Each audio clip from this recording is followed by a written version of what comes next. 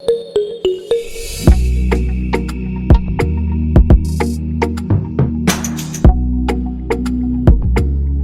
number 20 to 24. Study the following information carefully and answer the given questions.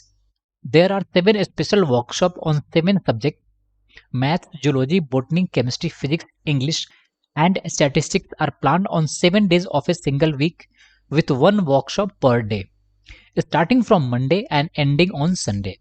All these special workshops have to be conducted in this week. देखो क्या कह रहा है, 7 days a week है starting from Monday. सो ये रहा Monday, ये रहा ट्यूसडे, ये रहा वेंसडे, ठीक है, 7 days a वीक है। फर्स्ट डेटा में क्या कह रहा है, chemistry is taught on Thursday, तो ये रहा आपका केमिस्ट्री। नेक्स्ट में क्या कह रहा है, English is taught the day immediately next to the day when zoology is taught, तो जूलॉजी के जस्ट बाद कौन सा होगा आपका, इंग्लिश होगा। सही सुनो, सो यहां पे ये कंटिन्यूअस में रहेगा, मींस पेयर ऑफ डे चाहिए इसमें। नेक्स्ट में कह रहा है, English is neither taught on Tuesday nor Saturday, so यहां पे इंग्लिश नहीं है और यहां पे भी इंग्लिश नहीं है। सही सुनो, अगर इंग्लिश यहां पे नहीं है इसका क्या मतलब है कि फ्राइडे को आप जूलॉजी नहीं पढ़ा सकते और मंडे को आप जूलॉजी कंडक्ट नहीं कर सकते, ये क्लियर है। अब आप वेंसडे को भी जूलॉजी नहीं कंडक्ट करा सकते थे इसलिए कि थर्सडे को केमिस्ट्री है, संडे को भी आप जूलॉजी नहीं करा पाओगे इसलिए कि मंडे को क्लास ही नहीं होगा, वीक में ही कंप्लीट करना है। तो जूलॉजी के लिए कौन सा प्लेस बचा, या तो आप ट्यूसडे को जूलॉजी को कंडक्ट करा लो, नहीं तो सैटरडे को जूलॉजी को कंडक्ट करा लो। सही सुनो, तो यहां पे 2 केसेस होगा। सो लेट्स से आप इसको टेबल बना लो, ठीक है। आपने फर्स्ट केस में सैटरडे को जूलॉजी ऑर्गेनाइज कर लिया, ठीक है। अगर फर्स्ट केस में जूलॉजी है तो सेकंड केस में आपका क्या हो जाएगा, ट्यूसडे को जूलॉजी होगा।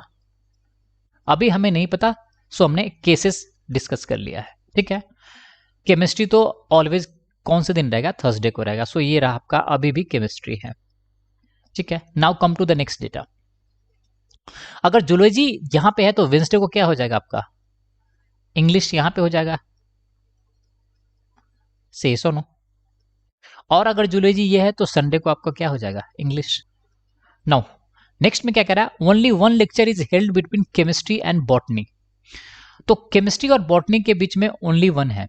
तो अगर आप फर्स्ट अरेंजमेंट में देखोगे तो यहां पे जूलॉजी है तो बॉटनी को कब होना पड़ेगा, ट्यूसडे को, और अगर सेकेंड अरेंजमेंट है तो बॉटनी को कब होना पड़ेगा, सैटरडे को।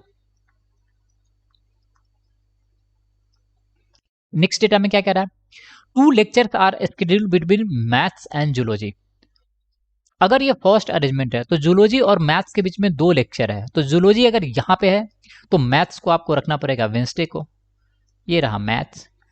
अगर सेकेंड अरेंजमेंट में है तो जूलॉजी यहां पे है ट्यूसडे को, तो मैथ्स के लिए आपका पोजीशन कौन सा होगा, ये फ्राइडे,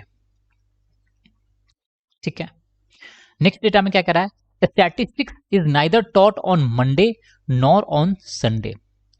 तो अगर आप फर्स्ट अरेंजमेंट को देखोगे तो कह रहा है कि स्टैटिस्टिक्स मंडे को भी नहीं है और संडे को भी नहीं है, इट मींस यहां पे नहीं होगा। सो स्टैट्स के लिए यहां पे एक फ्राइडे बच जाएगा, सो ये रहा आपका स्टैट, ठीक है।